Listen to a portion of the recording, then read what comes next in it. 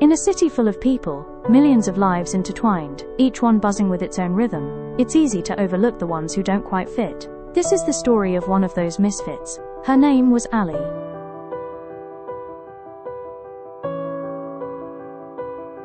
Ali grew up in a family of 4. Her mum, her dad, herself, and her dog Popcorn, whom she lovingly called her brother.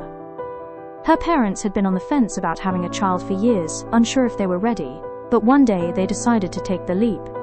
They were dreaming of an angelic, cheerful little girl who would be as lively and lovable as a playful puppy, always bouncing around and filling their home with joy.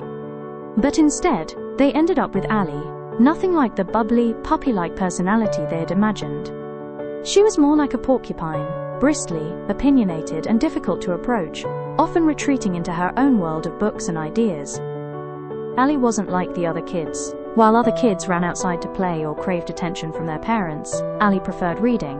The books she read were big, too big for someone her age. But that didn't stop her. She loved words. Ali loved stories. Not just reading them, she loved making them up. Her first story, she still remembered it, was about a dog and a cat who worked as secret spies. She'd decided they had to sneak into the house of a super scary bad guy. Ali had come up with the whole thing in kindergarten, sitting on the floor with a crayon in one hand and a cookie in the other. She had strong opinions, even as a child, and wasn't afraid to share them, which often left her parents stumped. She'd ask questions that seemed too big for someone her age. Questions about life, human nature, universe, etc. Conversations with her often felt like debates, not the playful chatter they had imagined. It didn't take too long until her mum lost patience with her relentless questions. "You're so weird, Ali," her mum would sigh. "Why do you have to ask so many questions?" Ali didn't mean to be annoying. She just wanted to understand, but hearing those words, again and again, made her wonder if being herself was something to be ashamed of. Ali quickly realized that her mum seemed so much happier with Popcorn than with her. One day her dad quietly told her that she needed to understand. Being with Popcorn made it easier for her mum to forget, even just for a moment, that she had a daughter like Ali, someone who only seemed to remind her of all the struggles she hadn't expected. Whenever Ali upset her mum, the comments would come, sharp and cutting. "People don't like girls who act like you. You'll never have friends if you keep being so strange. No one will ever love you." And then, the words that stung the most, "If only you weren't my daughter, I wouldn't have to put up with you. I wish you weren't my child." As Ali grew up, the colors of her world seemed to fade. She didn't understand why everyone else looked so happy all the time. For Ali, the days blurred together, each one as dull and heavy as the last. She wondered if something was wrong with her. Was she broken? Was she the only one who felt this way? Because Ali thought she was broken, she tried very hard to fix herself. She stopped asking the questions that used to fill her with wonder. She tried to sit still in class, to keep her desk tidy and her handwriting neat. She practiced smiling in the mirror, even when she didn't feel like it, hoping it would make her seem happier. She thought, maybe then she would look more normal. But no matter how hard she tried, nothing changed. She remained the lonely misfit at school, friendless and isolated. No one wanted to do group projects with her. No one sat with her at lunch, and laughter erupted every time she walked into the classroom. But then, something changed. She threw herself into her schoolwork. Every free moment was spent studying. She took notes until her fingers hurt, read every chapter twice, and stayed up long after everyone else had gone to bed. It wasn't easy. There were times when she wanted to give up, when the words blurred together on the page, and her mind begged for a break.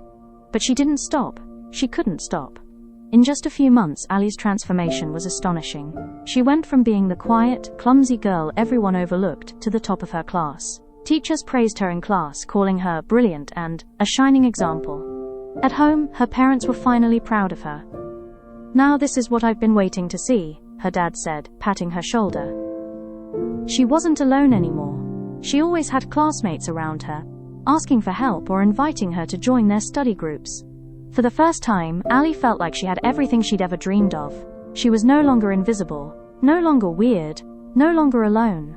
For the first time, Ali felt like she belonged. Soon she became addicted to the validation. The harder she worked, the better her grades, and the better her grades, the more she was loved. Studying consumed her whole life. She studied until 1 a.m. She spent all her weekends revising. All her time was just spent on one thing and one only: studying. While this unhealthy lifestyle was beneficial at first, it took a toll on her. After about a year, things started to slip. Ali's grades weren't as perfect as they used to be. She got a few wrong answers on her tests, then a few more. Her mind felt foggy, like the words on the page were swimming just out of reach. She panicked. She studied frantically, barely eating, barely sleeping. Her world became nothing but textbooks and test papers, and the sound of her own heartbeat pounding in her ears. She couldn't let herself fail. Not after everything.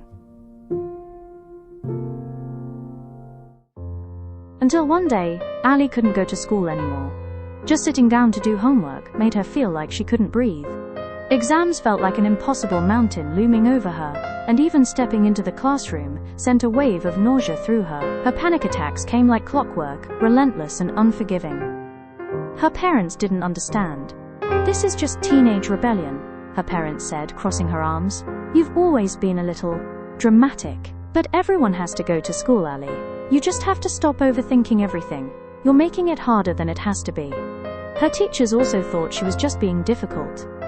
"You used to be such a good student, Ali," her teacher said.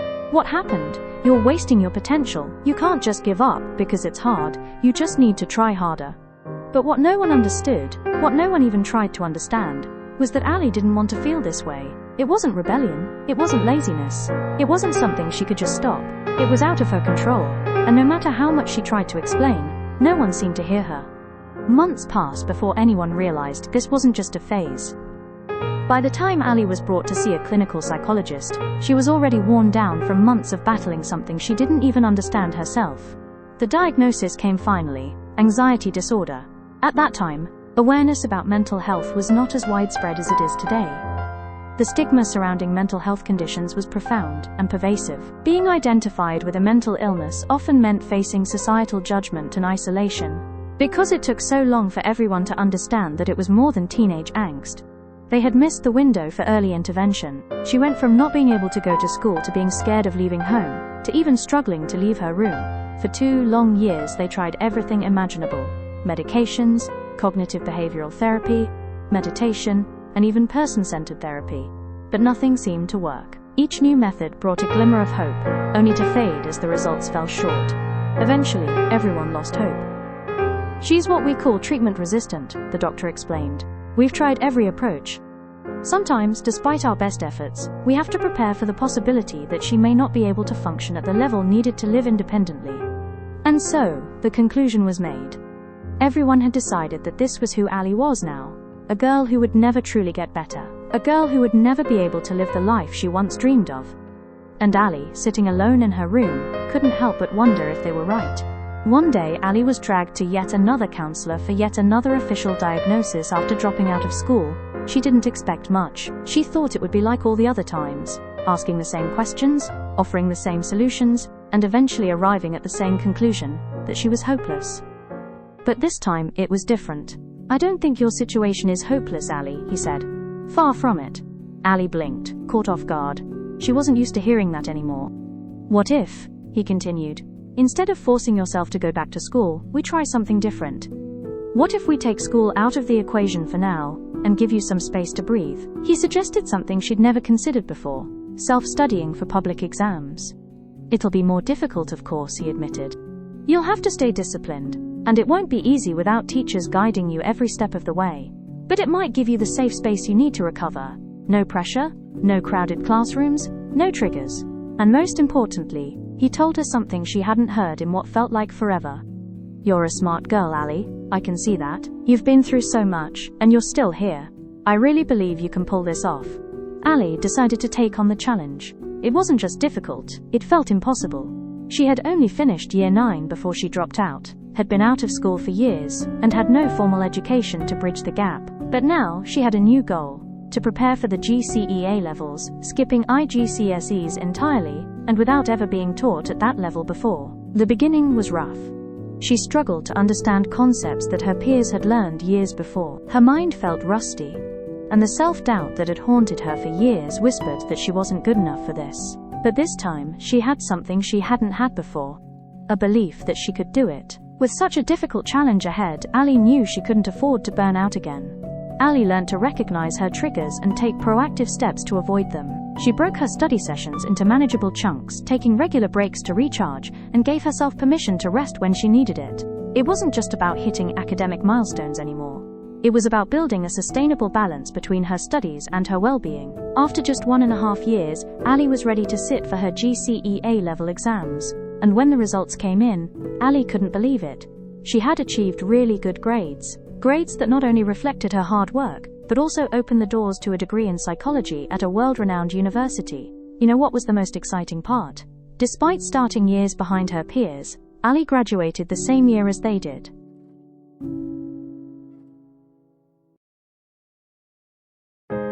Ali knew how incredibly fortunate she was to have recovered, knowing she had access to resources that so many others did not. She couldn't stop thinking about the people too afraid to speak up, silently carrying their pain in a world that didn't seem to hear them. One day, as Ali walked across her university campus, she noticed a group of students holding signs and chanting, "End the stigma." One sign read, while another said, "Mental health matters." The crowd was vibrant and passionate, their voices carrying a message that struck a chord deep within her. Maybe, she thought, she could be one of those people too. It was daunting to speak about her experiences in a community that is full of stigma. Many warned her not to disclose her condition to the public, because she would be discriminated against. But Ali was dedicated herself to raising awareness for the communities across Hong Kong and beyond about mental health. Ali started small, writing articles, creating informational resources, and sharing her own story with honesty and vulnerability. Soon, Ali became a trusted voice in the mental health community, breaking down stigma and inspiring others to seek help and support, even owning the largest social media account on this topic in Hong Kong. Ali was regularly invited to speak at events, share her expertise in feature articles, hosting YouTube shows, and being interviewed by multiple media outlets. She became a trusted voice in the mental health community, breaking down stigma and inspiring others to seek help. Ali's relentless dedication even earned her nominations for many prestigious awards, recognizing her as a leader in mental health advocacy.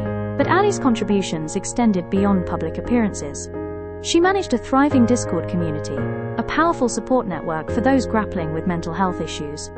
She also hosted free online courses and organized events to connect people, creating a community where individuals could find support and understanding in their darkest times. As her advocacy gained momentum, so did the demands on her time. Balancing her day job as a research assistant with her growing passion for mental health advocacy was becoming increasingly untenable. She found herself stretched thin, torn between the job that paid her bills and the mission that fueled her soul. In 2019, Ali made a bold, life-altering decision. She decided to dedicate herself entirely to mental health advocacy. To sustain her living expenses, Ali transitioned to working part-time as a tutor. This new arrangement gave her the flexibility to focus on her mission of psychoeducation and support, while still earning enough to cover her basic needs. 6 years into her work as a full-time mental health advocate, Ali believed she had found her path and would continue on it indefinitely. But one day, an unexpected event changed everything, steering her in a completely different direction. Ali was hospitalized with life-threatening septicemia. Her condition deteriorated rapidly, and doctors were unsure why the infection wasn't responding to treatment. She could feel her body weakening, breathing became a struggle, her thoughts grew foggy, and even the simplest attempts to focus slipped away from her grasp. For the first time in her life, Ali felt the closeness of death pressing down on her. As Ali lay in that fragile state, almost everything that had once given her joy was stripped away. She couldn't work on her advocacy or pursue the causes she cared about. Her hands, trembling and weak, couldn't hold the weight of a book, let alone the weight of a story. Her mind, lost in a haze, couldn't feel the simple solace of her partner's hand. Yet, even in the emptiness, she found something to hold on to. A quiet voice within whispered that this pain could become something meaningful, that she could create, contribute, and make it matter. And then there was love, the unwavering support of her fiancé, the warmth of her cat daughters, and the will to spend whatever time she had left with them. These fragile threads of connection became her lifeline, binding her to what truly mattered. As Ali recovered, she threw herself into journal articles, eager to understand what had kept her going in those darkest moments. To her surprise, she discovered a considerable gap in research on interventions for meaning in life, especially ones accessible to the general public. Despite its critical importance, meaning seemed to remain an abstract topic, with little practical guidance for those searching for it. Having spent the last decade of her life transforming mental health research into accessible information for others, Ali began to wonder if it was time to take the next step. Maybe it wasn't enough to translate research. Maybe she needed to help create it. After all, if meaning had been her lifeline, it could be for others too.